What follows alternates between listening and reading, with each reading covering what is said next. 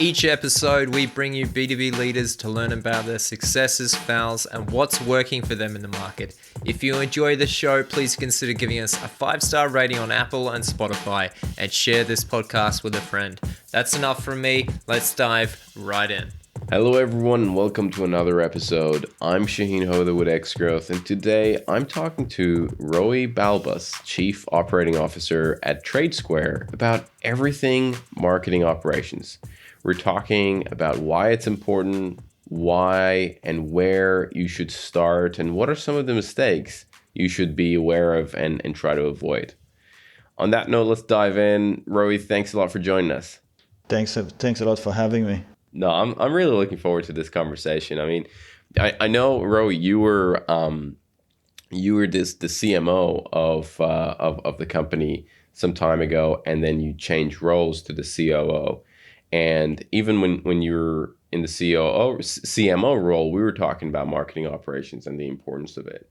And I'm super excited because I can definitely see you bring the strong points from both angles, from both marketing and operations, something that probably not a lot of marketers would have experienced or have the experience. So again, really excited to have a chat about this. Also, for whoever's listening, I'm down with COVID, so if I sound a little bit too congested, that's the reason. But I don't think that's new to most people. Everyone's kind of down with some sort of COVID. So let's dive in. Let's make this happen. Roey, the first thing that I wanna ask you is marketing operations. Why do we need it? Like, where does the need come from? I feel like operation is everywhere, and it's about acknowledging that there's always a better way of doing what we're doing, and we need to create some clarity and transparency of what we are trying to achieve, who's responsible for it, when are we trying to achieve it by, and what is the best way to get there. So I think all the business have marketing operation embedded in what they do, but I don't think a lot of them review that on a regular basis and try to simplify the way to get to where we're trying to get. So I think people, it's a relationship, marketing operation, or any other department. It's not only marketing. You can take it and apply it to any other department, but it's a relationship between people. There's no business without people. Their role and skill set, obviously. We've hired them to do a particular job. Technology and psychology. I feel like without setting the right, clear objectives and goals, have clear communication, constant alignment and transparency along the way, making sure that you actually only focus on what will move the needle as opposed to do anything and everything. Marketing is one of those departments that constantly get more and more project, more and more task, more expectation. Technology constantly evolve. SEO change every second day. Google ads change, every other day. Creative constantly evolve, and it's a matter of flavor. So because there's so much noise coming in every single aspect of marketing, it's very easy to get sidetracked and very easy to get people overwhelmed, burned out. And so the role of a marketing operation, and it's not this, it doesn't have to be a role of a particular person. I think it's a culture that you are embedding within the department itself, and it needs to start from the top. You gotta make sure that you are optimizing people to do what you've hired them to do, and you can easily identify what are the parts of their role that they are struggling to achieve.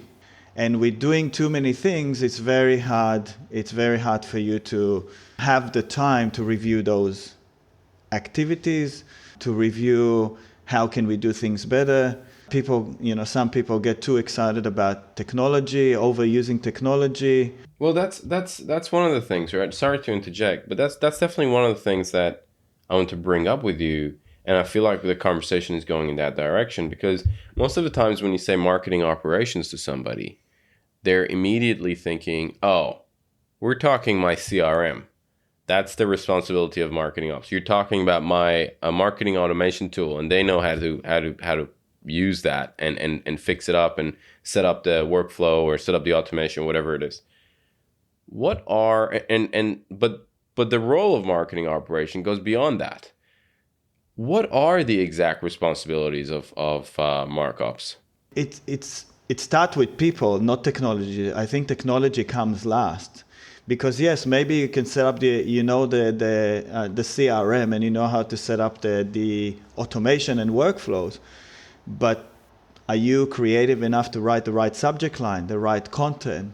Are you analytic enough to understand when is the right time to send it and to who, and what's the best way to trigger them, etc. So I think people come first. Marketing operation is about optimizing people, understanding, understand what makes them curious and passionate, what they are passionate about, and how you can trigger their curiosity to want to know more about what they're actually doing and want to know more about the entire operation, entire business, the market, the people, and what we're trying to achieve. So people first, and then processes.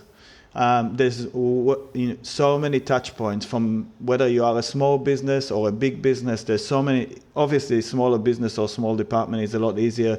The team is like an elite unit, and if they get along really well and respect each other, have boundaries, then the operation is quite tight. But the bigger you grow, the process becomes quite critical. And once again, the more we grow, the more stuff are being added, and then you forget about the process. So constant optimization of the process, the touch point between people, is important along the way.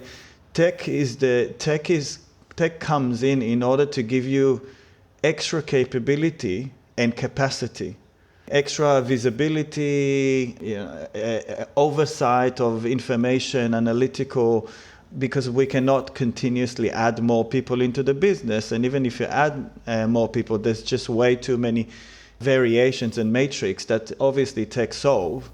So the tech is not necessarily the lead. It's just another piece of the puzzle to create an effective decision-making, operations, actions, etc. Got it. So, what I've written down is you're saying people, processes, tech. Yes. That's the order that things need to come along. Is that right? 100%. But I feel like this is quite a technical answer.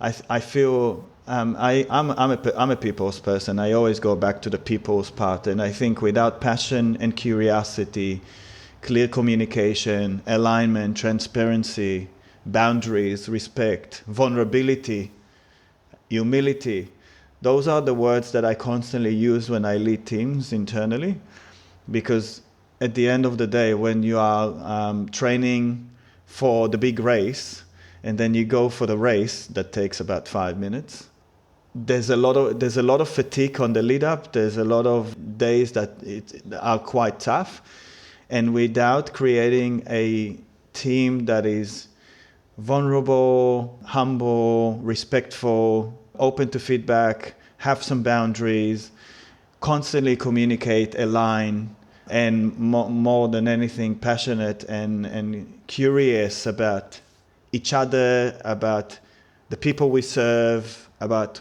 what we do. I think that's the key. In my opinion, there's operations got two elements. There's the technical end, and there's the human piece to it. And the human piece is what drives this business, not technology. A business cannot exist without the people behind it. So let's start focusing a little bit more on the role itself. Yep. How should somebody start building the function inside of the organization? It's about, first of all, it's about understanding what are the objectives and goal. What are we trying to achieve? And when you know exactly what we're trying to achieve, you're asking yourself, is that realistic?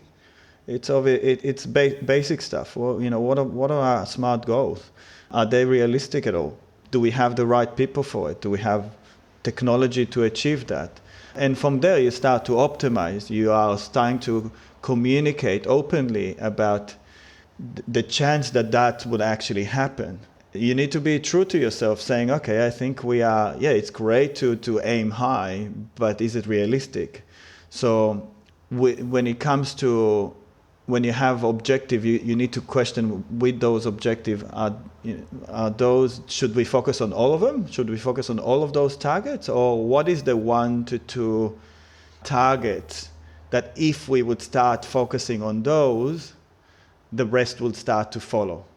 Or we would be able to generate, let's say, enough income to grow the marketing function. So at the moment, we've got 3 people and they are more analytic than creative. We don't have enough brand. They're more analytic than creative. We've got X amount of budget. Okay, there's no time for us to get a brand person. We can't focus on content. Maybe we'll get some person externally to just focus on a quick project to give us a few content pieces that we can play around and use our, let's say SCM people to achieve what we're trying to achieve. So if what we need is sales and we need to get those sales relatively quick, what are the quickest win that we can actually get in order to achieve some of the targets? Regardless, I think with everything that you do, I'm a big believer in piloting, not trying to do a big project that you are not sure what would be the results of it. So I think to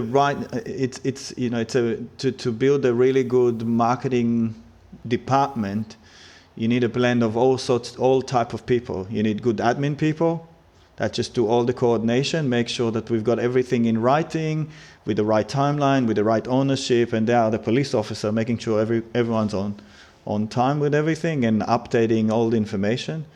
You got to have the creatives, and obviously creatives are most likely not going to be technical. People think that they can hire a marketing person that can do it all. They know how to write well, they know how to design well, they are admin driven, they are sales oriented, they are analytical, so they can look at information and data and share relevant insight. And people think that they can also do things like Google Ads and SEOs. And I think marketing is one of those departments that people don't understand how many components involved, and how much of them change on a daily basis. Google constantly changing their SEO, their SEM, their Google Analytics. That's just one person that constantly have to relearn everything that they know, because Google have to change it to keep the competition open.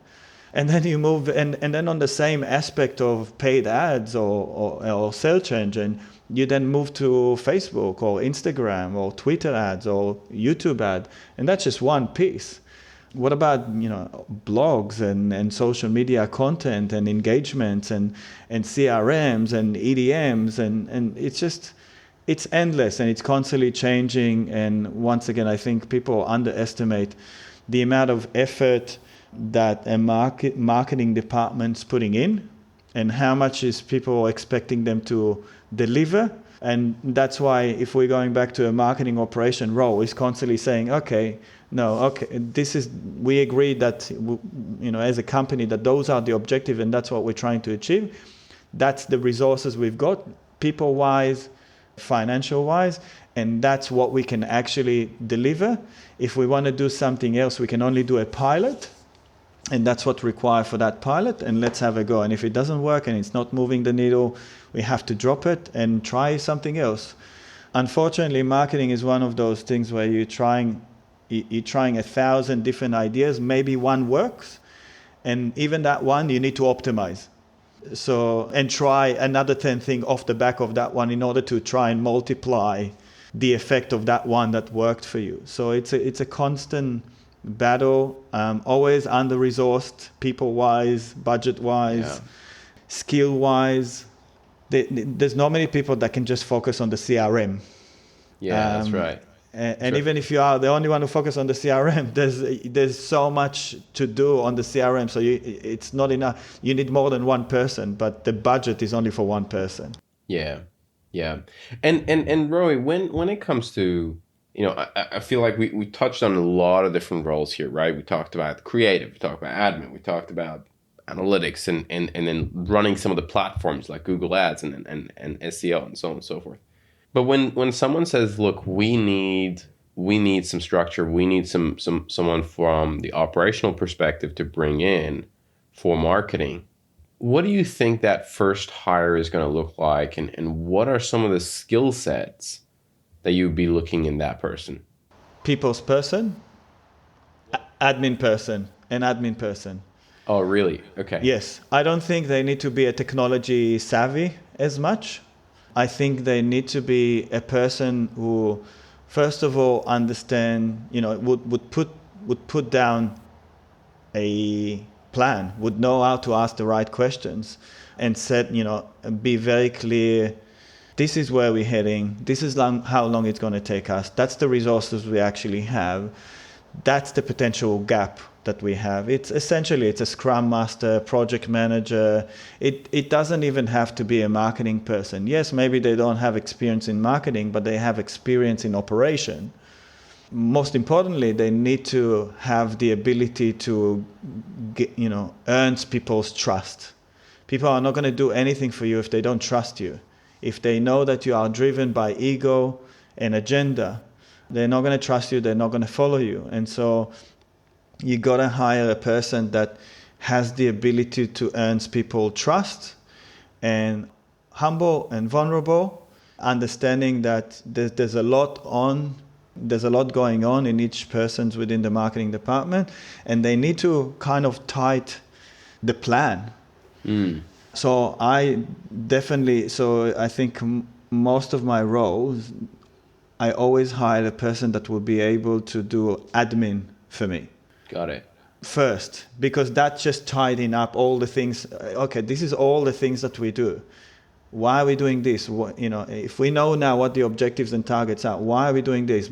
Why are we doing social media? Because everyone's doing it, because it's important for the brand to do it. But how much resources is it actually taking? So we talked about that before. Be an accountant. An accountant is not, an accountant just asks you, what are the top 3 or 5 things that takes the longest amount of time? Can we reduce the amount of time spent on it? Are they directly affecting the income or the return on the investment of time?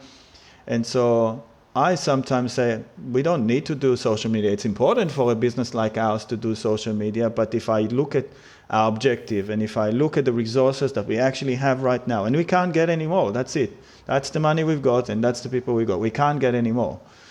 Why am I doing those activities? Why am I trying to learn that? Why do I even have that platform if I don't have people to actually manage and do anything with it?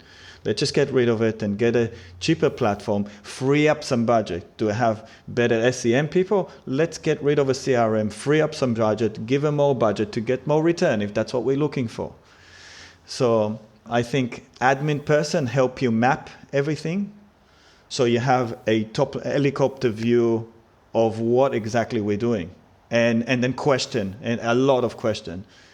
Is that directly, if we do this, it will achieve the objective we set up for ourselves? If no is the answer, or we don't, it's better park it and find what it is that will directly affect those results.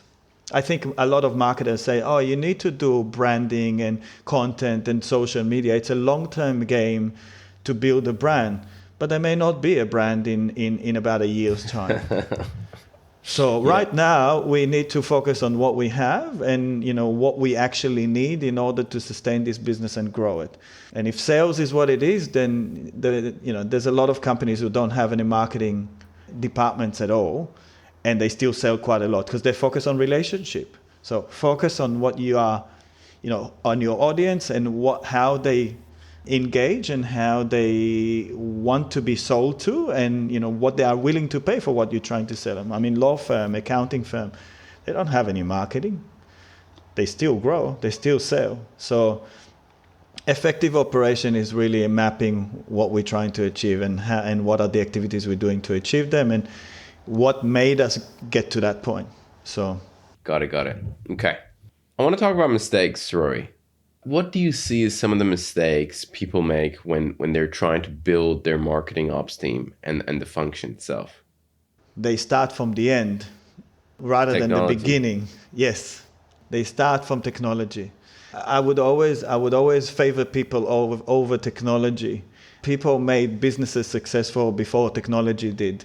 And so I think Simon Sinek, which I constantly follow, I probably gave away something there, but Simon Sinek is saying that humans are driven by emotion. Emotion drive behavior, behavior drive action, right? Action is the brain. It's behaving based on what we feel.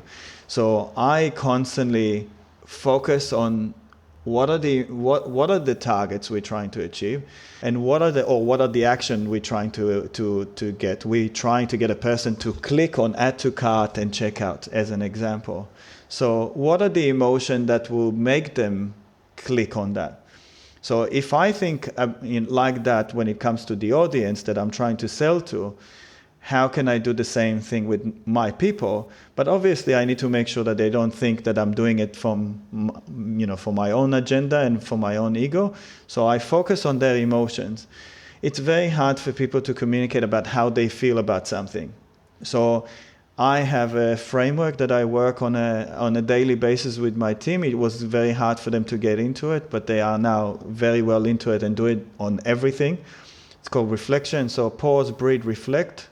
The pause, breathe, reflect, we're running like rats all the time. And so it's important to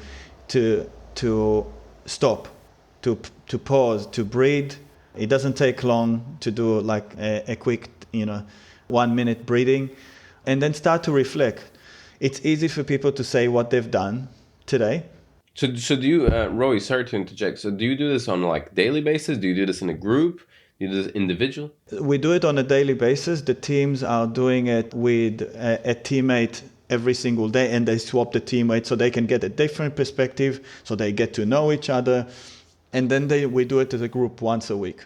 But they do it at the end of each day, swap between each other. The idea of this framework is to make sure that they stop. And it's easy for them to say, this is what I've done today. Everyone's so used to work as a to-do list sort of approach, right? Then the next piece is suggesting what was the experience like doing all those activities. Was it overwhelming? Was it fast? Was it easy? What was it? Just be open about it. And then lastly, which is probably the hardest for people, is to say, how did I feel about it? Am I sad? Am I scared? Like, people are scared of saying what they truly feel because of what people will think about them, and the fact that they might lose their job. So they don't necessarily say that they are struggling with something. And that's true operation, because if you've got a person that's not telling you that they are struggling with something that the person next to them can do a lot better, but they don't want to communicate because they're scared, then that's not an effective operation. You are not optimizing the person and their capability to do the best for you. And it's more often than not that people would sit in the same cubicle. One person would need to do some stuff on Excel and they don't know anything about it. And they're spending 90% of their time trying to create that report, which makes them hate their role. But the person next to them knows Excel and absolutely passionate about it, and will take them 5 minutes to create a sheet with all the formulas that they need, that they would never have to worry about it again. But they're not going to communicate. Story of my life. Yeah. Story of so many people's life, I'm a people and creative person. I don't like Excel spreadsheet. I've learned to manage it, but if I can identify a person that knows it better and feel safe to be vulnerable and share that I'm struggling with it, then you are creating a really good conversation and alignment, and everyone's vulnerable. So over time, it took a month with each team to get them to a point where they feel safe to be vulnerable in a group, share their emotions about the day, vulnerable in a group. Because once they are vulnerable, everyone all of a sudden feel the pain of each other and wants to help. And so they start to help each other.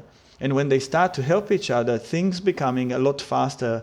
And then they talk about the processes on a regular basis. I think the biggest mistake is people don't create that space. They come into stand up and they sit in front of Jira or whatever other platform it is. Then they go, okay, we've got 5 to 10 minutes and let's go. Tung, tung, tung, tung, tung, tung, tung. And it's very technical and it's very cold. And that's just not opening up people. It's not warming them up into the conversations, the connections. We can't achieve targets alone. We need to achieve it as a team. And so I think it's really about people working together.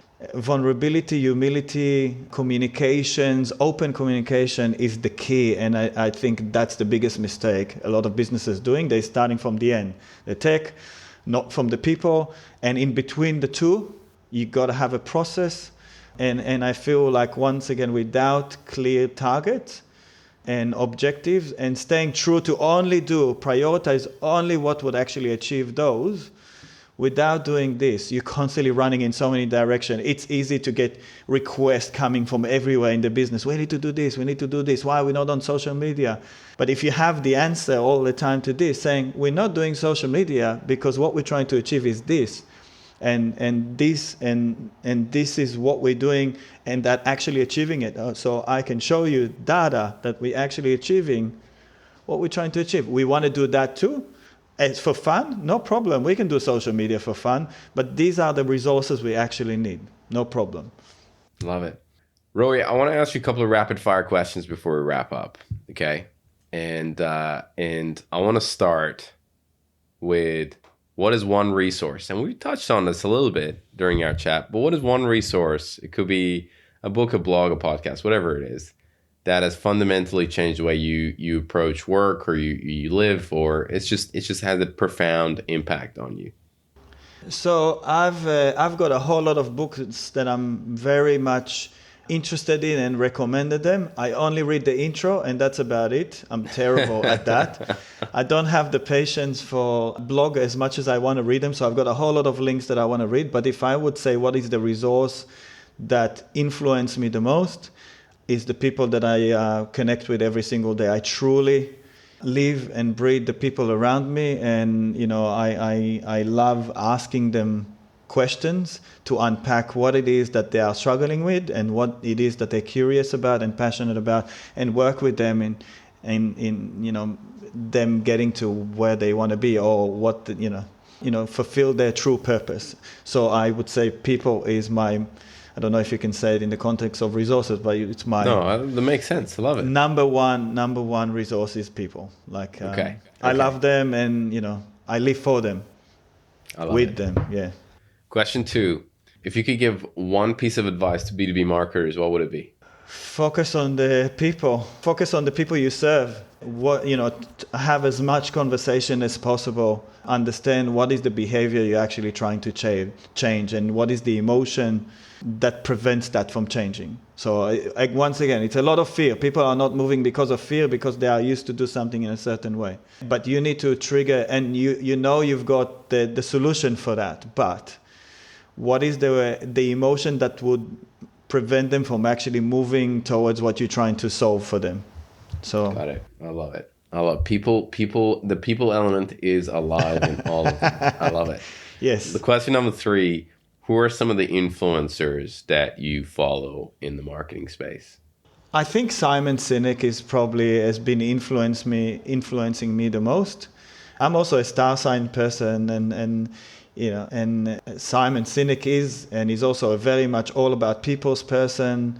So I feel very similar in the way I communicate. I feel very similar to the way he's communicating, and that's something that someone said just before I've even knew Simon. They said I sound like him, and I communicate about people like him. And so then when I started listening to him, everything started to make sense to what I say. A lot of it was kind of me just talking out loud without knowing whether I make sense to anything. So Simon Sinek is a big one for me. Last one is, what is something that excites you about B2B today? It's such an it's a space that hasn't been disrupted forever. Yes, the service space is something that has been happening for many years, like accountings and law and marketing and all sorts of and data.